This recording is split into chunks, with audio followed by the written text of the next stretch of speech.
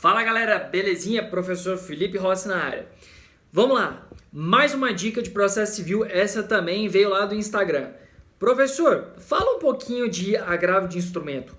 O rol é taxativo ou não é? Gurizada, vamos lá. Agravo de instrumento. Quais são as hipóteses de cabimento? Professor, como é que eu vou lembrar? Lá no artigo 1015, tu vai ter então as hipóteses do cabimento. Quando a gente fala de rol taxativo, quer dizer que todas as hipóteses estariam previstas ali dentro da norma. E aí então o bizu, para ti não ficar em dúvida, é só lembrar decisões interlocutórias, questões de urgência. Aí as demais vão falar sobre a questão de convenção de arbitragem, de litisconsórcio, gratuidade de justiça. Tu vai ter várias hipóteses ali constantes sobre o seu cabimento. Show! Então, inicialmente, a gente tinha a ideia de que o rol era taxativo, ou seja, aqueles que estavam previstos em lei. Só que, recentemente, nós tivemos uma ampliação para esse entendimento chamado de rol taxativo mitigado. O STJ entendeu que existem algumas circunstâncias que demandam certa urgência e que demandam também utilidade ao processo. Porque o que acontece? Decisões que não comportam um agravo de instrumentos serão impugnadas em preliminar de apelação. Nós já falamos disso numa dica sobre preliminar de apelação.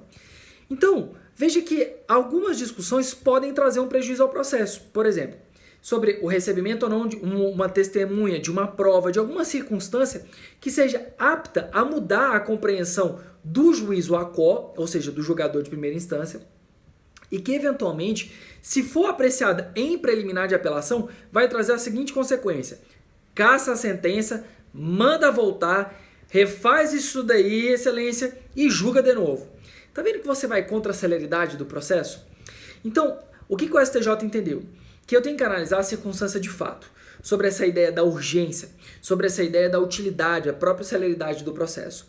Então, convencionou sobre a hipótese de um rol taxativo mitigado, que analisando essas balizas sobre a própria utilidade, a celeridade da demanda, a urgência que aquilo ali implica, você vai poder então utilizar do agravo de instrumento.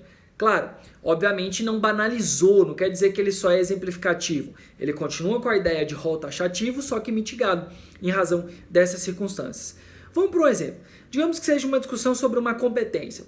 Então lá, uma eventual incompetência que foi arguído. Dá uma olhadinha no 1015, não vai estar falando sobre as questões de competência. Você tem até convenção de arbitragem, mas competência propriamente dita não tem ali da decisão que de fato mantém a competência quando se arguiu ali a incompetência. E aí pensa o seguinte, digamos que essa discussão só vai ser apreciada depois em preliminar de apelação. Nesse caso, em preliminar de apelação, uma vez verificado que aquela matéria de fato não deveria ser julgada por aquele juiz, o que vai acontecer? Vai remeter para o juízo competente. Então você perde aquele procedimento, ele acaba se tornando mais moroso em razão dessa circunstância. Então a ideia da interpretação do rol taxativo mitigado é analisar o caso em concreto, deve ser analisado em concreto, né? E aí verificando aquela hipótese, basilando nesses elementos, pode ou não ser recebido o agravo pelo rol taxativo mitigado. Bizu prático. Se eventualmente for utilizar essa tese, lembre de justificar o cabimento do agravo, endossando com a posição do STJ sobre suas elementares. Pegou esse bizu? Até a próxima. Tamo junto. Esse é do momento, hein? Esse é quente.